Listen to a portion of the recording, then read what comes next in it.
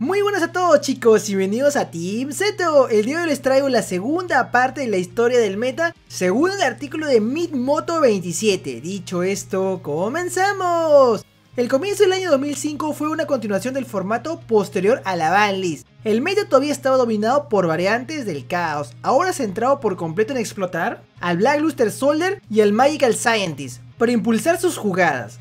El formato no dejó de estar completamente gobernado por el caos hasta la segunda banlist en primavera de 2005, que prohibió la mayoría de las cartas de poder restantes que podían cambiar instantáneamente un juego por un bajo costo, incluyendo al Magical Scientist, Fiber Jar, Painful Choice, Confiscation y Forceful Sentry. También es notable que DD Warrior Lady, todavía una de las cartas más poderosas del meta, estaba limitada. Durante el periodo inminentemente posterior a esta lista, el juego entró en el famoso formato GOAT.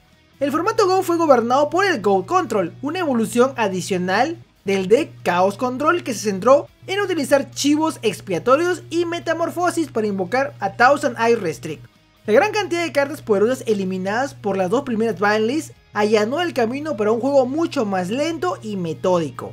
Uno de los resultados más notables de esta desaceleración fue el aumento de monstruos flip en el meta. Si bien el formato es conocido por el deck GOAT Control, el meta con menos cartas poderosas mencionadas anteriormente permitió que una gran cantidad de mazos diferentes compitieran en el meta, aunque principalmente con capacidad de deck Rogue. El mejor mazo era sin duda el GOAT Control, pero no era tan dominante como para que otros mazos como el Zombie, Machine Beatdown, Flick Effect Control y Monarca no pudieran competir en absoluto. En particular, los mazos Zombie Chaos y algunos mazos Monarca lograron un éxito relativamente confiable en todo el formato, principalmente debido a las buenas cartas Staple restantes. Los mazos Rock más exitosos, sin embargo, fueron dos mazos diferentes que obtuvieron buenos puestos en el campeonato mundial del 2005. El primero de estos mazos era el Machine Beatdown, que se centró principalmente en abusar del poder de Limited Removal, que era ilimitado en ese momento, para fácilmente otequear al oponente. El otro mazo, conocido como Flip Control o Flip Floop, se basó completamente en monstruos con efecto flip, principalmente mediante el uso de Night Assailant y Tsukuyomi. Ambas cartas permitieron el abuso de cartas como Morphing Jar y Des Lacuda, para mantener la ventaja de cartas y agotar lentamente al oponente dejándolo sin recursos. El mazo funcionó particularmente bien debido a lo potente que era Night Assailant contra el GOAT Control, ya que su efecto contrarrestaba a The Liquid Duo, una carta staple muy popular. El formato GOAT duró 6 meses en TCG y terminó en septiembre de 2005 con una combinación de dos cambios importantes en el juego, el primero de los cuales fue el lanzamiento del Cyberdragon. Esta carta, lanzada en Cybernetic Revolution en agosto de 2005, pronto demostraría ser un nuevo punto de referencia en el metajuego. Antes del lanzamiento de Cyberdragon, un monstruo invocado en el primer turno de un jugador casi siempre tenía 1900 de ataque como máximo, y estas poderosas estadísticas se veían principalmente en monstruos normales o monstruos con efectos débiles. Las únicas excepciones reales a esto eran el Goblin Attack Force y el Berserk Gorilla, los cuales tenían inconvenientes que les impedía estar en un juego verdaderamente universal. Generalmente los jugadores convocarían un monstruo por turno a menos que tuvieran en sus manos al Soldado del Brillo Negro, Entierro Prematuro o Llamada de los Condenados. Cyberdragon cambió todo esto al permitir a los jugadores convocar fácilmente un monstruo con 2100 de ataque sin usar su invocación normal. Esto por sí solo hizo irrelevante una gran cantidad de monstruos de bajo nivel y alto ataque, al tiempo que hacía que la invocación por tributo fuera una mecánica mucho más accesible. En formatos anteriores, los jugadores que querían realizar una invocación por tributo rápidamente tendrían que sacrificar la ventaja en cartas, usando varias cartas para que los monstruos entren al campo antes de usar la invocación normal o el tiempo, tomando turnos para dejar monstruos que tributar. Cyberdragon hizo todo eso más fácil y se consolidó como un elemento básico en todo el juego.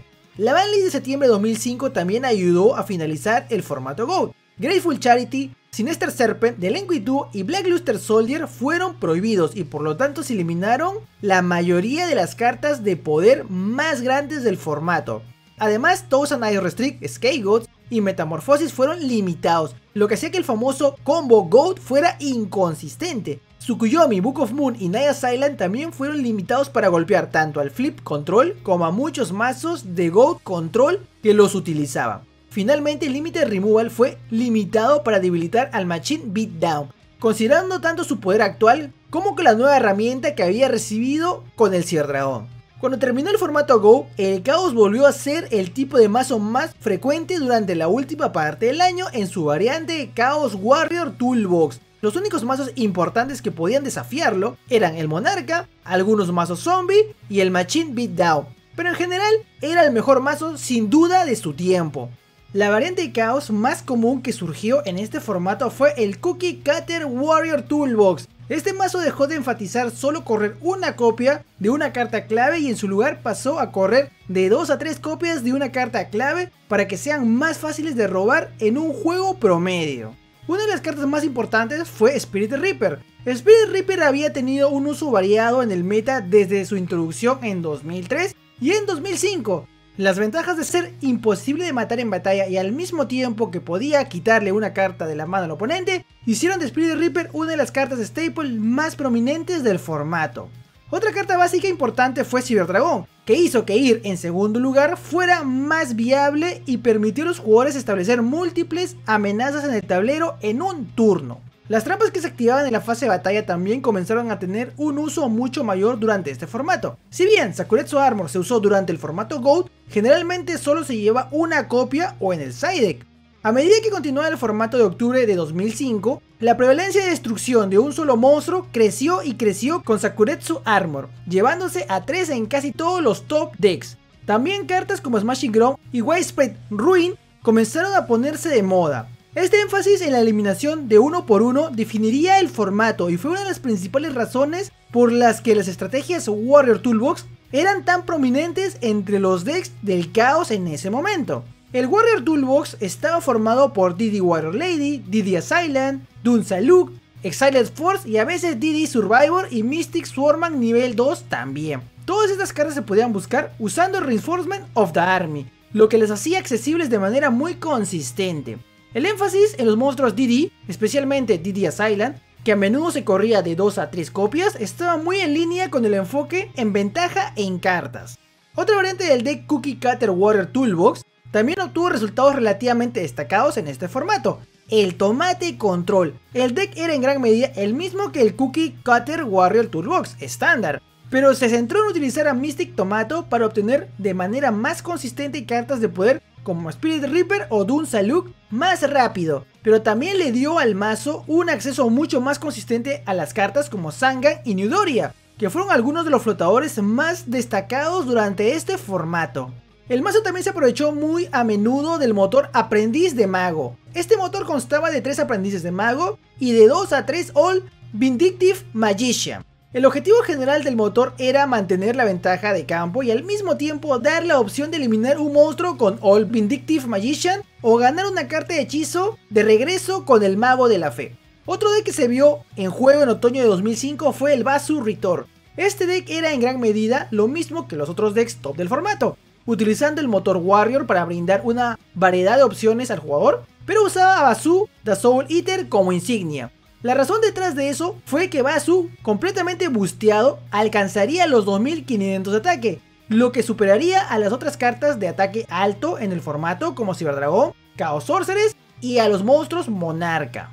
La baraja final de este formato fueron los Monarcas. Los Monarcas fueron lanzados uno a la vez durante el 2004 y 2005, pero nunca habían visto un juego muy extendido fuera de Mobius, siendo una opción relativamente común en el side deck durante el formato GOAT, debido a su capacidad para eliminar múltiples hechizos y trampas boca abajo.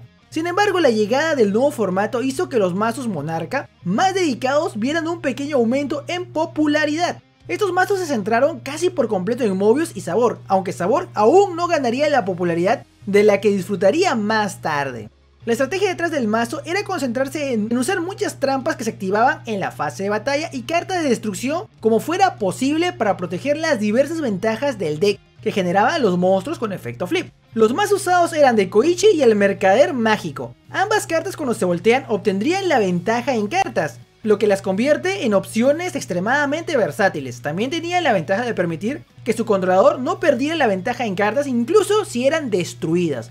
Un tema común entre todos estos mazos es que comparten una gran cantidad de staples comunes entre ellos. Sin embargo, a diferencia de los formatos anteriores donde la mayoría de los decks empleaban las mismas estrategias básicas, Los mazos en el formato de octubre de 2005 a menudo empleaban estilos de juego muy diferentes usando estas mismas cartas. En general, esta variante en los estilos de juego comenzaría a dar paso al metajuego más diverso que se vería en el futuro. El final de 2005 también marcó el final de una era en el diseño de cartas de Yu-Gi-Oh! Atrás quedarían los días de invocar un monstruo con 1900 de ataque, colocar algunas trampas y terminar el turno. A medida que el número de cartas crecía enormemente, surgieron nuevas estrategias que obligaron a los jugadores a abordar el juego con procesos de planificación y pensamiento más complejos y agresivos que nunca. Si les gustó el video, comenten, suscríbanse, compártelo y denle un like. Se despide su amigo del Team Zeto.